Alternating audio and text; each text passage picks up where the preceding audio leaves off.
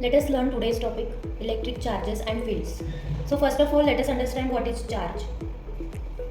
So charge is an electrical quantity. So what a charge is about? If what happens if a body gets charge, then what happens? Actually, that body can experience electric and magnetic effect, and also it can produce the electric and magnetic effect. So if a body gets charged, then what happens? It can experience electric or magnetic effect, and also can produce electric or magnetic effect. So charge can be positive and negative.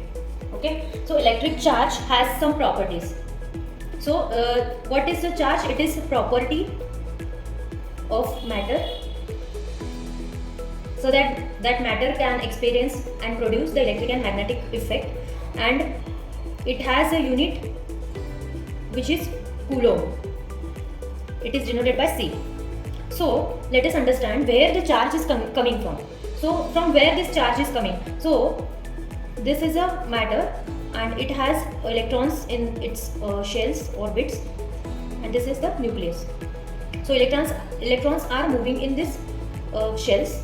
So when outermost electron in the outermost shell is going to transfer from this body, so what happens when the electron is transferred? The outermost electron. So what happens is that when this electron is moved from this body to another body, what happens? There are charges generated. Okay, so the types of those charges are positive and negative. So what is a positive charge? It is deficiency of electron. And what is a negative charge? It is excess of electron. Okay, and charge is a scalar quantity. Charge is a scalar quantity. So what do we mean by that? We can add the charges like real numbers. Okay, so we can add the charges like q plus q is equal to 2q, like that. Okay, so let us take an example. We have two neutral bodies, A and B. Both are neutral. So if let us consider that electron is moving from this outermost shell of A to this B. So what happens after transfer of electron takes place from A to B?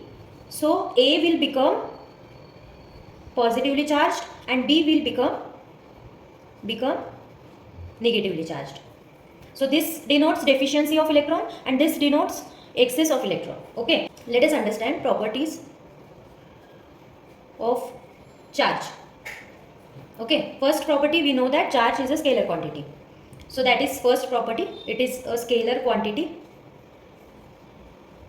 By scalar quantity we mean that we can add the charges like real numbers. Okay, and second property is that charge is transferable, and third thing is that charge is always associated with mass. So charge is never alone. So if a body has charge, then it has mass also. So it has mass. So charge is associated with mass. Okay. So this electron is going from this to this. So mass transfer is also going to happen. Okay. So another property is that charge produces electric field and magnetic field. Okay, so another property is that charge is conserved. So what do we mean by this charge is conserved? So charge can neither be created and nor be destroyed. Okay,